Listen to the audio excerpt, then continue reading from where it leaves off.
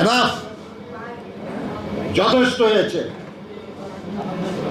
69-এ গণঅভ্যুত্থানে ছিলাম, 71-এর মুক্তিযুদ্ধ করেছি, 90-এর ছাত্র গণঅভ্যুত্থান করেছি, 16 বছর ধরে লড়াই করেছি।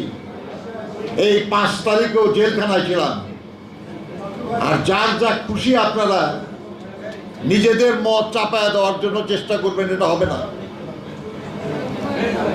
নিজেরা যা বাস্তবায়ন করতে পারবেন না, সে সক্ষমতা নাই, সেটা 24-এর ছাত্র গণঅভ্যুত্থানের চেতনার নাম দিয়ে গেলানোর চেষ্টা করবেন, এটা মানুষ মানবে না, মানা উচিত হবে না। বন্ধুগণ, ইফতারের সময় হয়ে আসছে। আপনাদের সবাইকে ধন্যবাদ। আল্লাহ হাফেজ।